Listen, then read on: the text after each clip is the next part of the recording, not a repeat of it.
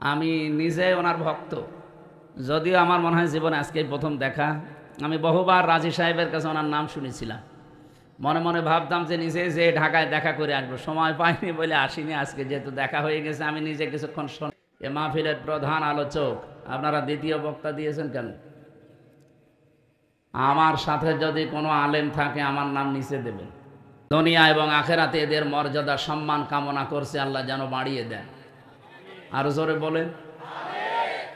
আমরা শুধুমাত্র দুনিয়াতে তাদের সম্মান চাই না, উভয় জগতে চাই।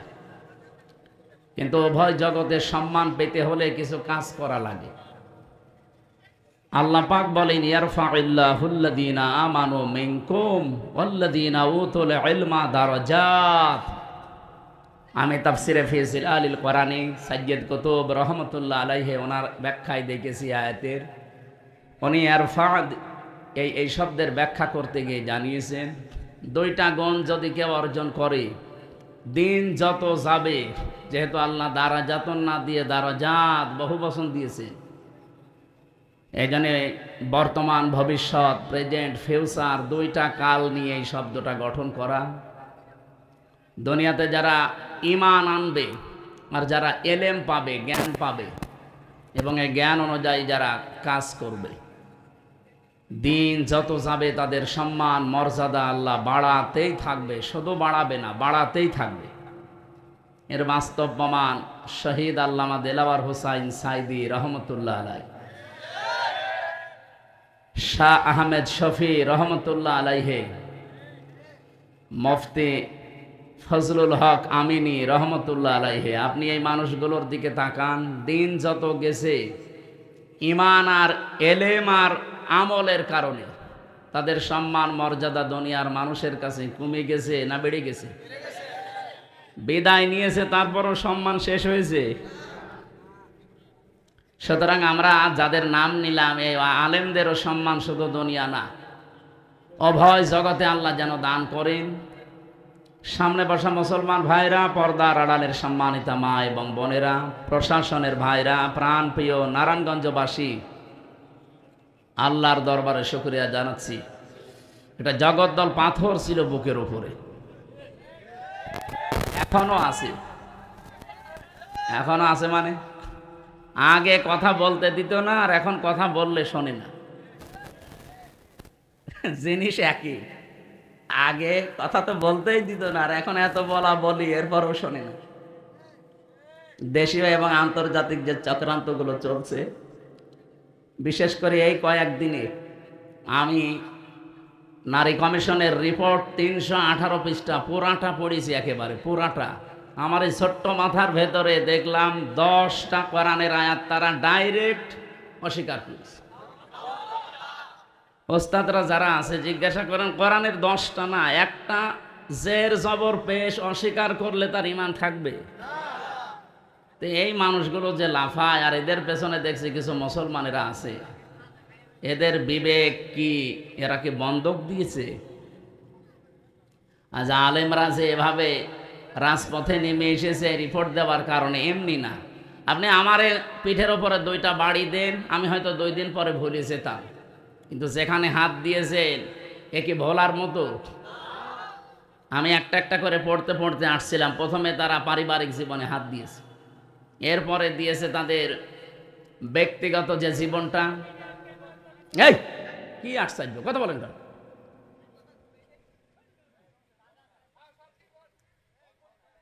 আরে মিডিয়াগুলো সমস্যা, আমি এই জন্য রেকর্ড করতে দিতে চাই না। আপনারা কি বারবার বলে যে কাজ শেষ হলে বসে পড়বেন, আর এত এক জায়গায় দিলে হবে? একটু ফাঁকা ফাঁকা করে দেওয়া যায় না? আর এখানে যে দাঁড়িয়ে আছেন, কি এটা কি আর কি মারা জায়গা? এটা ইবাদত চলছে, বসেন। আরে জায়গাটা মনে হয় ভেজা না? যেখানে জায়গা পান ওখানে বসে পড়েন, এখানে দাঁড়িয়ে আছেন কেন? এত মূর্তি ভাঙার পরও যদি দাঁড়িয়ে থাকে, এরে ভাঙি ফেলেন তো আগে। নাকি এ জেলায় ওসব ভাঙা ভাঙি হয়নি? আমার কুষ্টিয়ায় যেটা ছিল শাপলা চত্বরে, শাপলা চত্বর ভেঙে দিয়ে বানিয়েছিল ওইটা, মানে এত কষ্ট হয়েছে ভাঙতে, শেষে বোল্ডোজার লেগেছে। আমরা যাই এগুলো আর যেন সামনে কেউ তৈরি মূর্তি যদি কিছু বানাতেই হয় আপনি আল্লাহর নাম দিয়ে, এই যে বিভিন্ন দেশে আমি যাই দেখে আসি, ওই সমস্ত নিদর্শনগুলো চারিদিকে আল্লাহর নাম দিয়ে গোল চত্বরে লাগিয়ে দেন, মানুষ চলতে ফিরতে যেন একবার হলেও বলে যে আল্লাহু আকবার। আর আপনি টাঙিয়ে রেখেছেন একজন মানুষকে, কেন? মোবাইল তাদের আছে, সাইলেন্ট করে রাখে। হ্যাঁ, নিস্তব্ধ হয়ে থাকবেন ভাই। এমনিতে এই যে এটাই বসেছি, তো এটা না বসলে বসতেও পারতাম না।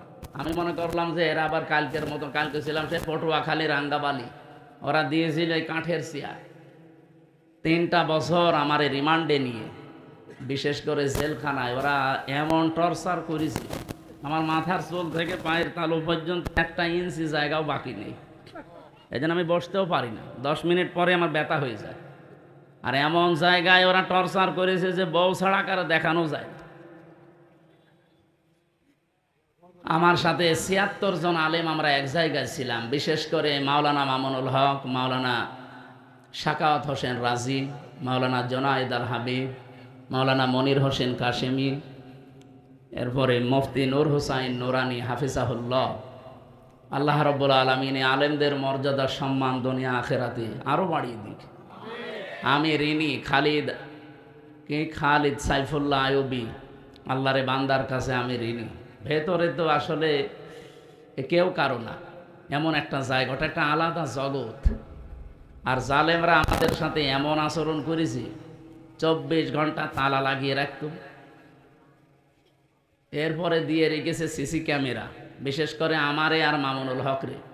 কেউ যেন আমাদের সাথে কথাও না বলে, দেখাও না। ওখানে কেউ যদি একটু তাকায় আমার দিকে, ওনার দিকে, ও একেবারে ডাইরেক্ট খবর হয়ে যায় জায়গা মতো। সে এখন ওর চাকরি নিয়ে টানাটানি। আমার দিকে তাকাবে কি করে? ওই দূর থেকে। আর যারা আসে অধিকাংশ পাহারাদারগুলো দেখতাম সব হিন্দু। দেবদুলা, সুব্রত বালা, আশিক কুমার, নয়ন ঘোষ, এত সব আল্লাহর ওলির নাম বলছি। এর কাছে কোনো আলেম সালেম আছে? দূর থেকে যদি বলতাম যে দাদা, সব সময় তালা লাগিয়ে রাখেন, 3 বছর একটা ঘরের ভেতরে, এইদিকে 3.5 হাত, এদিকে 2.5 হাত, আর সামনে আবার পায়খানা দেওয়া, ওর ভেতরে সব 24 ঘন্টা এভাবে দিয়ে রাখেন। একটা বই নিয়ে আসতে পারেন, একটু পড়তাম। ও বই নিয়ে এসেছে বঙ্গবন্ধুর আত্মজীবনী, সাতা নিশ্চিত পড়ে আমি করবো কি? হুজুর এর ভেতরে জ্ঞান আছে। পরের সপ্তাহে বললাম যে একটা বই দেন, বই দিয়েছে বঙ্গবন্ধুর ছেলেবেলা। আচ্ছা, আপনি আর বই পান না? পরের সপ্তাহে বই নিয়ে এসেছে বঙ্গবন্ধুর চীন সফর। বললাম আপনার বই দেওয়ার দরকার নেই, কোনো মুসলমান কারারক্ষী আমার ভাগে পড়ে কিনা দেখি। পড়লো আশরাফুল নামে একজন, ওরে বললাম আপনার এখানে তো নাম লেখা আছে, দেখে অন্তত বোঝা যাচ্ছে আপনার ইমান আছে। আপনিও ওদের মতোই, কিন্তু আপনার ইমান আছে। আপনার নাম যেহেতু আশরাফুল, আপনি এটিএম আজহারুল ইসলামের কাছে যাবেন, ওই বিল্ডিংয়ে আছে হিমেলে, বলবেন হামজা বই চেয়েছে, দেখবেন বই কারে বলে উনি দেবে। আল্লাহর বান্দা আমার প্রায় অনেকগুলো বই পাঠিয়েছিল, প্রোডাক্টিভ মুসলিম। এই বইটা আমার মনে হয় প্রত্যেকের পড়া দরকার, একবার জীবন পরিচ্ছন্ন হয়ে যাবে ইনশাআল্লাহ। এরপরে পাঠিয়েছিল তাফসিরে ফি জিলালিল কোরআন, তাফসিরে তাফহিমুল কোরআন, তাফসিরে ইবনে কাসির, তাফসিরে মারিফুল কোরআন, এইগুলো উনি পাঠিয়েছিল। কারণ উনি আছে আজ 13 বছর। আল্লাহর বিভিন্ন বান্দারা গিয়েছে, বিদায় নিয়েছে।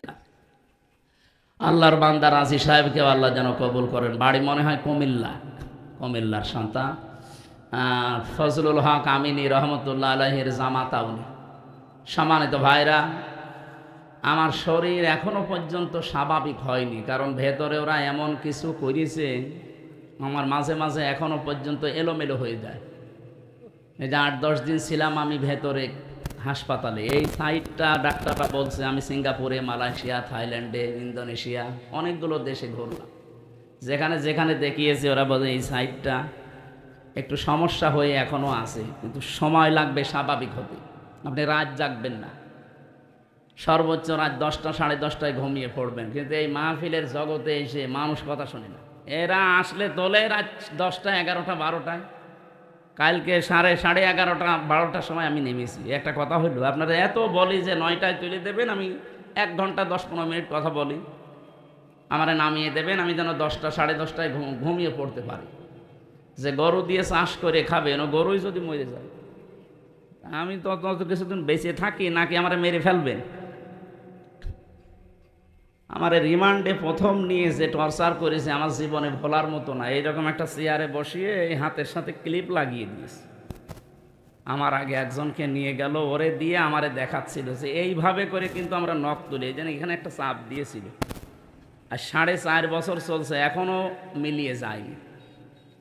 আমার আগে যারে নিয়ে গেল, ভালো মানুষ নিয়ে গেল, আসার সময় দেখছে ও মা গো বাবা গো ওরে চিৎকার করছে। এই জায়গায় এরকম চেয়ারের সাথে ক্লিপ লাগায়, হাতের সাথে, গলার সাথে একটা বেড লাগিয়ে দেয়, মাথায় একটা টুপি পরিয়ে দেয় কালো, পেছনে তো হাত বাঁধা, ডান্ডা বেড়ি দেওয়া, মাজায় দড়ি টাঙিয়ে রাখে। একটা মেশিন আছে, এসে শুধু হাতের কাছে পায়ের কাছে ধরে, একেবারে মাপ দেওয়া, একটা টিপ দেবে, একবারে নখগুলো সব খুলে চলে আসবে। আরে নখ খুলে আসলেও যদি ছেড়িয়ে দেয় তাও তো বাঁচা যায়, লবণ ছিটিয়ে দেয়। মুফতি ফখরুল ইসলাম ভাই আমার সাথে ছিল, মাঝে মাঝে আমারে বলতো, হামজা এই যে মানুষ শুয়ে থাকে এটা যে কত বড় নিয়ামত আমি টের পেয়েছি। ওরা আমারে মাটির নিচে নিয়ে প্রথম দিকে এই পায়ের ভেতরে হাত দিয়ে, এই লোহার ব্যারিকেড আছে সামনে, এর সাথে শিকল লাগিয়ে দেয়। 24 ঘন্টা একটা মানুষ এভাবে বসে থাকতে পারে? শুধু নাম শুনেছিলাম আমেরিকার ওই কারাগারে, কিন্তু বাস্তবে আমরা কিছু কিছু, আমার বিশেষ করে আমি এই আয়না ঘরে যখন ছিলাম প্রথম 10 দিন, আমি নিজে টের পেয়েছি যে মানুষের উপরে মানুষ এরকম অত্যাচারও করতে পারে। আর আমার এই কথাগুলো চিন্তা হয়, দেখি, আর মাঝে মাঝে মনে হয় যে এখনো যারা জালেমের পক্ষে সাফাই গায় ওরা কি মানুষ? বলে কি করেছে আপা, যে ওনার পালিয়ে চলে যাওয়া লাগলো, কি করেছে আপনার সাথে তো করেনি। আপনার বাবারা যদি ওইভাবে 8 বছর ব্যারিস্টার আরমানের মতো দিত, তখন আপনি বুঝতেন যে কি করেছে। আপনি চিন্তা করতে পারেন, একটা মানুষ 8 বছর 10 বছর একটা ঘরের ভেতরে শিকল পায়ে বাঁধা বসে আছে, ও জানে না যে ওর নাম কি, ও ভুলে গেছে, কারণ 10 বছর ওকে কেউ ডাকে না। আমার পাশের ছেলে যে ছিল, মনে হয় 7 বছর ছিল, ওর জিজ্ঞাসা করেছে তোমার নাম কি, আমার দিকে আনমনা হয়ে তাকাচ্ছে, মনে হয় ওর নামও ভুলে গেছে, কারণ ওরা কেউ ডাকে না, ওর কাছে যায় না, ওর নামই জানে না। এ কোন বছর চলছে ওর জানা নেই, এটা কোন মাস চলছে ও জানে না, এখন যে কিসের নামাজ পড়বে ও তাও জানে না, কারণ নামাজের সময় আমি নিজেও জানি না, আমি নিজে নামাজ পড়েছি আন্দাজে। 4 ওয়াক্ত নামাজে আমি পোড়াটা টাঙানো ছিলাম একেবারে মাজায় দড়ি দিয়ে শূন্যের উপরে, আমি জানি না যে এখন কি নামাজ চলছে না কি চলছে। এমন এক ভয়ঙ্কর মাটির নিচে ঘর, দুনিয়ার কোনো আওয়াজ নেই, একেবারে আস্ত একটা কথা। চা নিয়ে এসেছেন?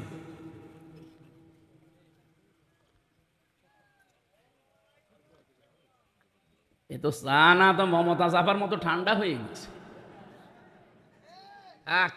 যা দিয়েছে তাই ভালো। এখানে আসা যাবে না ভাই, একটু বসেন। এই জন্য শরীরও যেহেতু ভালো না, আর রাত জাগাও নিষেধ। আমি ওস্তাদের জন্য অপেক্ষা করছিলাম অনেকক্ষণ, আমারে দাওয়াত দেওয়ার সময় বলেছিল রাত 9টা থেকে 10টা 1 ঘন্টা, আমি সেই আশায় বসেছিলাম, কিন্তু ওনার মনে হয় অনুষ্ঠান ছিল, আসতে দেরি হয়ে গেছে। এই জন্য আমি একটু বেয়াদবি হয়ে গেল, আমি কুষ্টিয়ায় যে ফজর পড়বো, আমার কালকে অনুষ্ঠান আছে, প্রোগ্রাম আছে, এই কারণে আমরা 45 মিনিট মতো একটু কথা বলি আয়াতটা নিয়ে, এরপরে ওস্তাদ আপনাদের সামনে তাফসীর আকারে হাদিস দিয়ে কোরআন দিয়ে কথা বলবে ইনশাআল্লাহ। আমরা যেহেতু কোরআনের কারিমের কথা শোনার জন্য এসেছি, আর মান ক্বালা বিহি সাদাকা, যারা কোরআন দিয়ে কথা বলে এরা সত্য কথা বলে, এই কথাটা পুরা ঠিক না। যারা বললেন ঠিক, আপনাদের দ্বারা ঠিক হয়নি, আলেমরা যদি বলতো ঠিক, এটা আমি মেনে নিতাম। আমার তাহেরি ভাই কোরআন দিয়েই তো বলে, কিন্তু কোরআনের আয়াত পড়ার পরে এমন জায়গায় চলে যায়, ও জানে আর ফেরেশতা জানে। আমি ব্রাহ্মণবাড়িয়ায় ছিলাম, মানে আমার 2 গ্রাম পরে মাহফিল করছিল, দেখ আয়াত পড়লো, দেখলাম কুল হু আল্লাহু আহাদ, হে নবী আপনি বলেন আল্লাহ এক, এ পর্যন্ত ঠিক আছে। এরপরে যে কোথায় গেল আল্লাহর বান্দা, তো এই নবী কোন নবী? এ ফাতেমার বাবা। ফাতেমাকে হোসাইনের মা, হোসাইনকে কারবালায় শহীদ হয়েছিল। এবার আপনাদেরকে আমি 2 ঘন্টা কারবালার কাহিনী শোনাবো। আয়াত পড়েছে কি? কুল হু আল্লাহু আহাদ, আল্লাহর একাত্মবাদের। আর তাফসির হচ্ছে কি? এই যে কোরআন দিয়ে কথা বললেই সত্য কথা বলে, কথা ঠিক আছে, কিন্তু কথা কোরআনের উপরে থাকা লাগবে। আপনি যদি কোরআনের আয়াত পড়ে চলে যান এখান থেকে দিল্লি, হবে? বলেন, এই দেশে তো এইটা বেশি হয়। আমি বাইরের যতগুলো দেশ ভ্রমণ করেছি জেল থেকে বেরিয়ে, এর আগে আমি যেহেতু আকিস গ্রুপে ছিলাম, ওরা বহু দেশে আমারে নিয়েছে। ওদের তো প্রায় 75টার উপরে দেশে ব্যবসায় চলে। আমি যতগুলো দেশে গেলাম, বাংলাদেশ, ভারত, পাকিস্তান, এই 3টা দেশের সমস্যা বেশি। মান ক্বালা বিহি সাদাকা, হাদিসটা 100% সত্য। কোরআন দিয়ে কথা বললে তারা সত্য কথা বলে, কিন্তু কোরআন দিয়ে কথা তো হয় না। আবার যারা শোনে তারাও তো যোগ্যতা সম্পন্ন হওয়া লাগবে যে আসলে কি এটা কোরআনেরই কথা কিনা। এই জন্য আমরা যেহেতু কোরআন দিয়ে কথা বলতে চাই, যারা আলেম আছে অন্তত তারা যেহেতু বুঝতেছেন, আপনারা অন্তত সায় দেবেন। আমি যদি সঠিক আয়াতে কথাগুলো তুলে ধরতে পারি, আপনি মেনে নেওয়ার মতো মন তৈরি করবেন ইনশাআল্লাহ।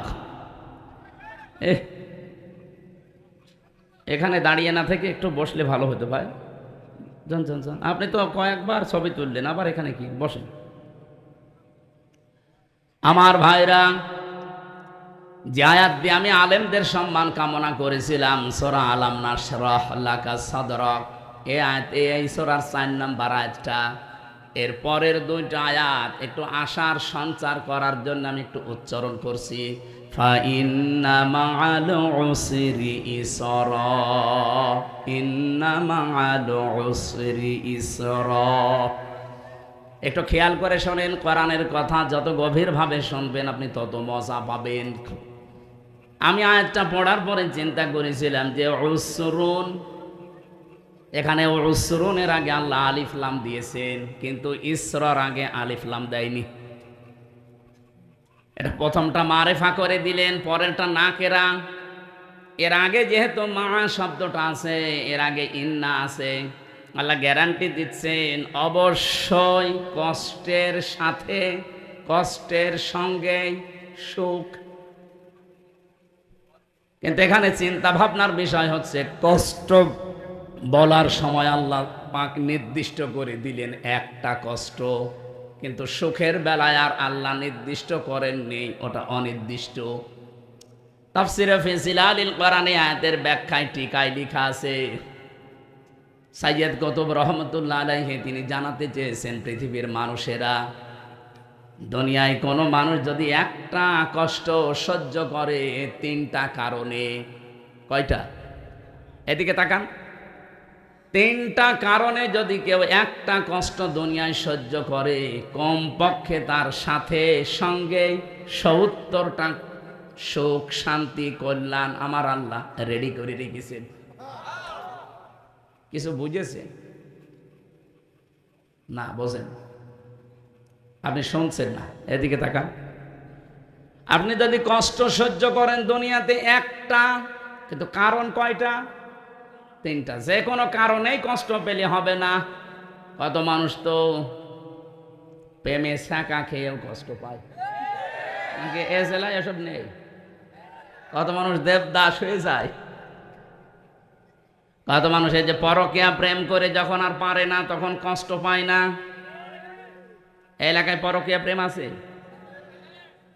যারা করেছেন এখনো আছেন, এই মুহূর্তে মোবাইল নাম্বার ডিলিট করে দেন।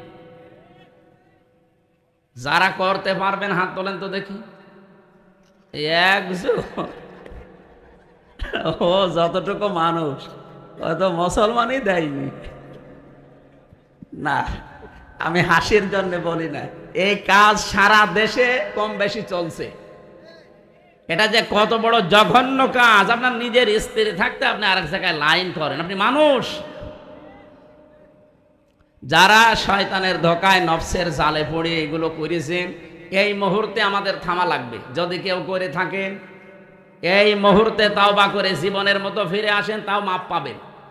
আরে বাবা, যদি চালাতেই থাকেন, এমন একটা সময় আসবে ইন্নামা নুমলি লাহুম লিয়াজদাদু ইসমা ওয়া লাহুম আযাবুম মুহিন। মানুষ যখন পাপ করতে করতে সীমা ছাড়িয়ে যায়, পরিপূর্ণ হয়ে যায় অপরাধ, তখন ওকে আর ফিরে আসার কোনো লাইন আল্লাহ রাখে না। ওর জন্য তখন অপমানজনক শাস্তি আল্লাহ রেডি করে রাখে। আমি সহ এখানে যারা আছি, কেউ যদি এই গোনায় থেকে থাকি, এই মুহূর্তে আল্লাহর দিকে তাকিয়ে তওবা করছি, পারবেন না ইনশাআল্লাহ? এই অবৈধ কাজে সুখ আছে, শান্তি আছে, কিন্তু একটা অবৈধ সুখ যদি দুনিয়ায় কেউ ভোগ করে, একটা কষ্ট পেলে যেমন ৭০টা শান্তি আছে, ওর সাথে সাথে একটা সুখ যদি কেউ দুনিয়ায় ভোগ করে আর সুখটা যদি হয় অবৈধ, অবশ্যই তার সঙ্গে সঙ্গে সাথে সাথে ৭০টা দুঃখ তাকে ভোগ করা লাগবে। পরকীয়া প্রেমে যে শান্তি আছে, সুখ আছে, এটা কি বৈধ সুখ না অবৈধ? বলেন বলেন। এই অবৈধ সুখ যদি কেউ দুনিয়ায় পান, হ্যাঁ আপনার আনন্দ লাগবে, সুখ লাগবে, একটা সুখের কারণে ৭০টা অশান্তি দুনিয়ায় ভোগ করা লাগবে। এটা আমরা চাই? বলেন। আল্লাহ আমাদের হেফাজত করুন, বলেন আমিন।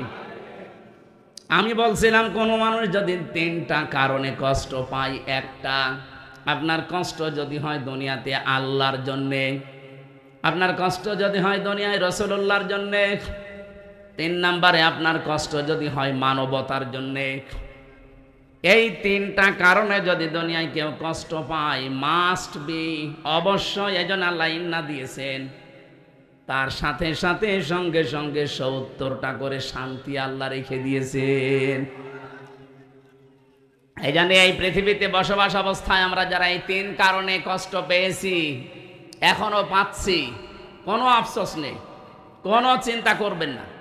মাস্ট বি, এই পৃথিবীতে বিজয় আমাদের হবেই, শান্তি আসবেই, কল্যাণ আমরা পাবই, পাবো না শেষে হর্ষাই আছে।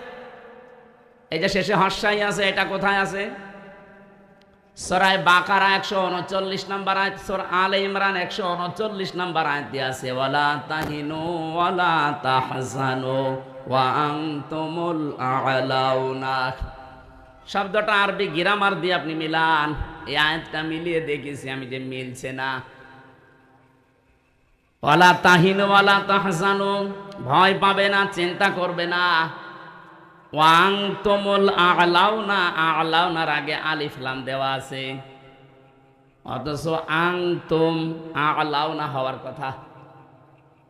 বালাগাত মানতিক অনুযায়ী, বিশেষ করে আরবি গ্রামার দিয়ে যদি আপনি আয়াতটা মিলিয়ে পড়তে চান, তাহলে আয়াত মিলছে না। সব সময় আমরা গ্রামারের নিয়ম জানি, মুবতাদা যদি মারিফা হয় খবর হবে না কেরা, অথচ এখানে আল্লাহ আলিফ লাম দিয়ে খবরকেও মারিফা বানিয়ে দিয়েছেন।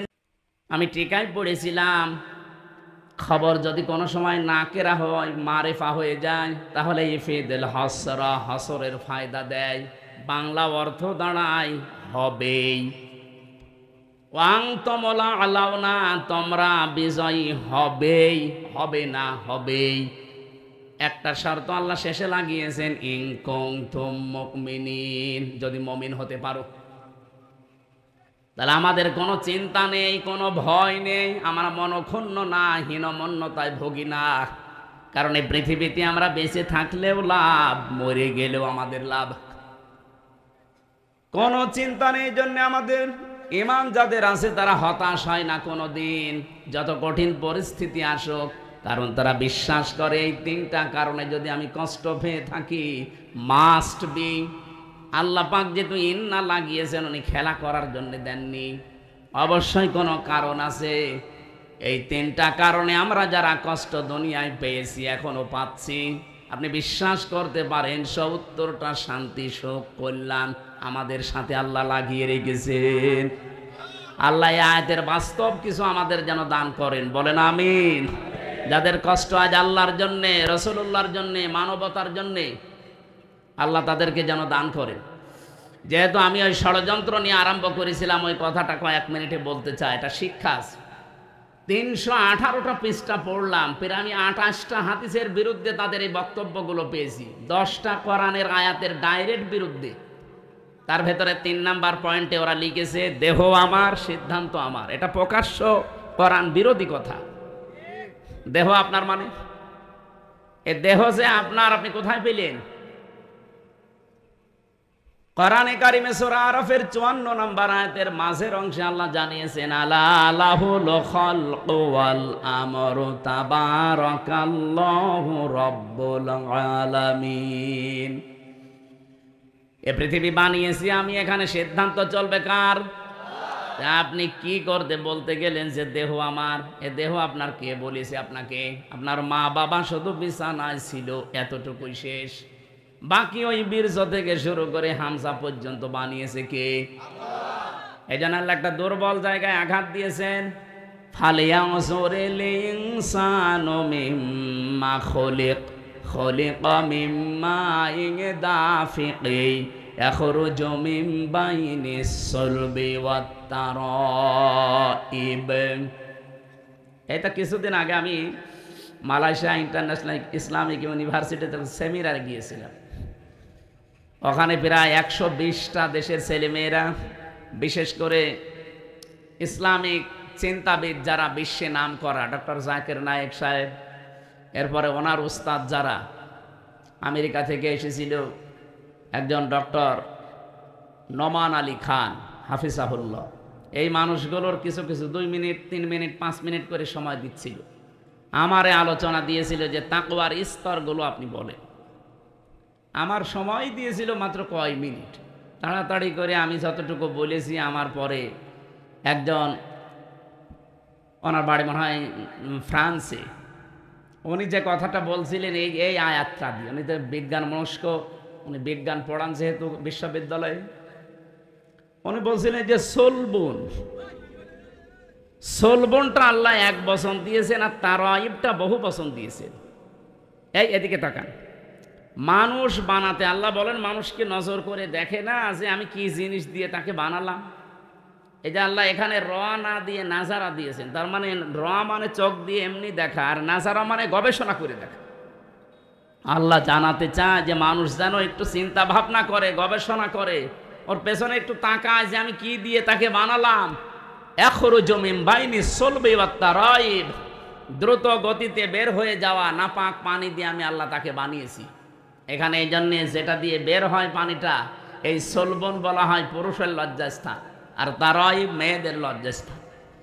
উনি আমাকে ব্যাখ্যায় এই সেমিনারে শোনাচ্ছিলেন যে সন্তান পৃথিবীতে আসতে কি শুধু বাবারই কষ্ট হয় না মার কষ্ট হয়? মায়ের কষ্ট হয়। আল্লাহ মায়ের ব্যাপারে বহু বচন দিলেন, তারাইব সলবন 1 বচন দিলেন। বাবার কষ্ট নেই? কথা বলেন না কেন? ব্যাখ্যা করতে গিয়ে তিনি বলছিলেন পৃথিবীতে বাবার কষ্ট আছে, কিন্তু মায়ের চাইতে কমপক্ষে 3 ভাগের 1 ভাগ। বাবার কষ্টটা শুধু বিছানায় ছিল এইটা, আর মায়ের কষ্ট কমপক্ষে 10 মাস 10 দিন, এর নিম্নে 6 মাস। 6 মাস থেকে 10 মাস 10 দিন ছাড়া কোনো মানুষ সন্তান দুনিয়া আসতে পারে না। এখান থেকে একটা মাসলা বের হয়, কোন মানুষ যদি 6 মাসের আগে দুনিয়ায় আসে, ওটা বৈধ সন্তান না, ওটা অবৈধ। আপনি বিজ্ঞানের যে তথ্যগুলো এখন আছে কোরআন থেকে নেওয়া, আপনি মিলান। সুম্মা খালাকনান নুতফাতা আলাকাতান ফাখালাকনাল আলাকাতা মুদগাতান, এই আয়াতের ব্যাখ্যা করেন কমপক্ষে 6 মাস একটা মানুষ তৈরি হতে লাগবেই। তার মানে বিয়ের পর থেকে 6 মাসের আগে যদি কেউ আসে, সে কি বৈধ না জারজ? বলেন বলেন। এই পৃথিবীতে সবচাইতে বেশি জারজ সন্তান তৈরি হয় ফ্রান্সে, কারণ তারা বিয়ের আগেই বেশি সন্তান হয়। সূরা কলমের 13 নম্বর আয়াতের ব্যাখ্যায় পড়েছিলাম, উতুল্লিম বাদা যালিকা জানিম। হে নবী, যারা আমার কোরআনের বিরুদ্ধে ডাইরেক্ট ইনডাইরেক্ট আছে, আপনি দেখবেন এগুলোর জন্ম ঠিক নেই, এগুলো যার সন্তান বদমেজাজি। এখানে প্রায় 13টা কারণ আমরা পেয়েছিলাম যে যার সন্তান যারা, তারা 13টা কাজ করে বেশি। 1 নম্বরে তাদের মেজাজ হয় হট, সব সময় মেজাজ খারাপ। এরকম মানুষ দেশে নেই? আপনি কি যার সন্তান যে আপনার কিছু হলেই মেজাজ খারাপ হয়ে যায়? আমি নিচে নামলাম না, নিজের জন্ম খারাপ করবেন না, শান্ত শিষ্ট হওয়া লাগবে। পৃথিবীর যত নবীকে আল্লাহ পাঠিয়েছিলেন, আপনি দেখেন অধিকাংশ নবীর মেজাজ ছিল ঠান্ডা। একজন নবীর মেজাজ গরম ছিল অন্য কোনো কারণে না, আল্লাহর বিধানের কারণে, মুসা আলাইহিস সালামের। আমাদের মতো এই যে মুরগিতে ধান খেয়েছে এই নিয়েই মেজাজ গরম হয়ে মারামারি করে মাথা ফাটাবেন না। উনি এই জন্যে রাগেননি। উনি রাগতেন যদি আল্লাহর বিরুদ্ধে এবং মানবতার বিরুদ্ধে কোনো কাজ দেখতেন। ওই যে ফেরাউনের বাবুরচিকে যে এক চড়ে মেরে ফেলেছিলেন, ওটা কি ওনার নিজের ব্যক্তিগত রাগে? আল্লাহর বিরুদ্ধে, মানবতার বিরুদ্ধে কাজ করছিল। মানে থাপ্পড় দিয়েছে সংশোধনের জন্য, ও বেটা মরিয়াই গেছে। তা আমার ওইদিকে উদ্দেশ্য না, আমি অতগুলো পয়েন্ট বলতে গেলে সময় চলে যাচ্ছে। আমি বলতে চাই যেটা এখান থেকে, সন্তান যারা বৈধ সন্তান, বিয়ের 6 মাস পরে হওয়া লাগবে। বিয়ের 6 মাস আগেই যদি হয়, ওদের যে সমস্ত কাজ কারবারগুলো এখন আমরা অনেকের জীবনে এই বাংলাদেশে দেখতে পাচ্ছি। আমি ইঙ্গিত দিলাম, আপনি হয়তো ধরে ফেলেছেন যে বিজ্ঞান এখানে প্রমাণ করছে একটা মানুষ দুনিয়ায় আসতে হলে কমপক্ষে 6 মাস সময় লাগবেই, আর ঊর্ধ্বে সময় লাগবে 10 মাস 10 দিন। এই বাবার বীর্যটা নিয়ে আল্লাহ কেন সোলবন দিলেন, আর মায়ের কাছে আল্লাহ তার বহু বচন দিলেন কেন? বাবা তো কষ্ট পেয়েছে একটা, মায়ের কষ্টের দিকে তাকান। কমপক্ষে 10 মাস 10 দিন এই কষ্টটা দুনিয়ার কোনো বাবা আজ পর্যন্ত টের পায়নি, পেয়েছে? এই জন্যে মায়ের সম্মান আল্লাহ বাড়িয়েছেন একদম। দ্বিতীয় নম্বরে, ডেলিভারির যে কষ্ট, বিজ্ঞান এখন কষ্ট মাপার, পরিমাপ করার যন্ত্র আবিষ্কার করেছে। কষ্ট পেলে মাপতে হয়। পৃথিবীতে যদি সর্বোচ্চ পুরুষ মানুষ 45 ইউনিট কষ্ট পায়, মরে যাবে। কিন্তু একটা মা দুনিয়ায় সন্তানের মুখ দেখাতে কমপক্ষে কষ্ট স্বীকার করে 57 ইউনিট। কয়েকদিন আগে আপনারা দেখেছেন পলাশ সাহা, একজন এসপি মারা গেছে। তার স্ত্রী আর মায়ের ভেতরে এই দুইজনের মন সে মানাতে পারেনি, শেষ পর্যন্ত মরেই গেল নিজের অস্ত্র নিজে দিয়ে। আমি এখান থেকে একটা জিনিস মা বোনদেরকে বলতে চাই, শাশুড়ি যারা আছেন, আপনি একটু ছাড় দিতে পারেন না আপনার বৌমাকে আপনার ছেলের শান্তির জন্যে? আর বৌমা যারা আছেন, আপনার মন এত ন্যারো মাইন্ডের কেন? আপনি ব্রড মাইন্ডের মন তৈরি করতে পারেন না? আপনার স্বামীর জন্যে আপনার শ্বশুর শাশুড়িকে নিজের মা বাবার মতো মনে করে একটু ছাড় দেন না কেন? আজ হাজারো স্বামী আমরা এখানে যারা আছি মানসিক রোগী, শুধুমাত্র পরিবারে মার বোর ছোট মনের কারণে। আমি কি বেশি বললাম? এটা বাংলাদেশে আজ হাজারো স্বামী আমরা অসুস্থ হয়ে আছি মানসিকভাবে, কিছু বলতে পারি না। তাই এই জন্য আশা করব মা বোনেরা, আপনাদের মনটা আপনারা ছোট করবেন না, বড় মনের অধিকারী হন। পৃথিবী আর কয়দিন পরেই তো আপনিও মাটির নিচে যাবেন, আমিও মাটির নিচে থাকব। আপনার সাথে আমি ভালো ব্যবহার করি এই কারণে, আপনার এই ভালো ব্যবহার দিয়ে আমার আখেরাত তৈরি হবে। কি কথা বলেন না কেন? আমি আলেমের সাথে ভালো ব্যবহার করব এই কারণে ব্যবহার দিয়ে আমার আখেরাত তৈরি হবে। তার সাথে আমি খারাপ আচরণ করলে এইটা দিয়ে আমার আখেরাতে জাহান্নাম তৈরি হবে। জান্নাত জাহান্নাম আপনার এই কামাই দিয়ে তৈরি করবে আল্লাহ। আল্লাহ আমাদেরকে এমন এমন কাজে আঞ্জাম দেওয়ার তৌফিক দিন। আমি মা বোনদের জন্য যেহেতু বলছিলাম, আশা করছি আপনারা ছাড় দেওয়ার মন মানসিকতা তৈরি করবেন। এই যে ঈদ আসতেছে, মায়ের জন্য যদি 1000 টাকা দিয়ে শাড়ি কেনে, স্ত্রীর জন্য যদি 700 টাকা 3 পিস দেয়, 3 মাস কথা বলে না। এরকম ছোট মনের বউ নেই? কার বউ এরকম? হাত তোলেন তো দেখি, এরকম সাহস আপনার? না, নারায়ণগঞ্জেও যদি এই সাহস আপনি না দেখান, এটা নজরুল ইসলাম বাবুর এলাকা। ওরে বাবা, আপনারা যদি না পারেন তা আমরা কুষ্টিয়ার মানুষ পারব? 3 নম্বরে মায়ের কষ্টটা, এই যে দুধ খাওয়ানো, যদিও দায়িত্ব মায়ের না, দুধ খাওয়ানোর দায়িত্ব বাবার। এখন যদি বলেন নতুন কথা বললেন, সূরা বাকারা 233 নম্বর আয়াতের মাঝের অংশে দেখবেন, আল ওয়ালিদাতু ইরদিউনা আওলাদাহুন্না হাওলাইনি কামিলাইনি লিমান আরাদা আইয়ুতিম্মার রাদা। এটা মুযাক্কার শব্দ। আপনি দুধ পান করানোর দায়িত্ব বাবার। বাবার যেহেতু জিনিসপত্র নেই, এই জন্য মা পান করিয়ে দেয়। মা যদি পান না করায়, মার গুনাহ হবে না। আমার মনে হয় এটা মাইকে বলা ঠিক হলো না, কারণ আমারও 8 মাসের একটা বাচ্চা আছে। তো ম্যাডাম যদি এখন শোনে, বলে বাড়ি আসেন, টাকা দেন, তারপরে আপনার মেয়ে দুধ খাও, এটা মুসিবতে পড়ে যাবে না? থক্কু, আমি আর কোনোদিন বলবো না। এই যে এই তিনটা কারণে মায়ের সম্মান আল্লাহ এত বাড়িয়েছেন, নবীজি এত বাড়িয়েছেন, তার আইবটা এমনি দেয়নি। বিজ্ঞান এখন আমি নিজে কম্পিউটারে দেখেছি, বিশ্ববিদ্যালয়ে থাকাকালীন আমার যেহেতু গবেষণায় এ বিষয়ের ওপরে ছিল, আমি দেখেছি বাবার এই বীর্যটা যখন বের হয় কমপক্ষে 40 কোটি মানুষ তৈরি হওয়ার ক্ষমতা রাখে এক ফোঁটা বীর্যের ভেতরে। ওখান থেকে মায়ের রেহেম পর্যন্ত আসতে বিভিন্ন জায়গায় ধাক্কা খেয়ে পড়ে যায় অনেকে, শেষ পর্যন্ত মনে করেন আমি হামজা পর্যন্ত গিয়েছি।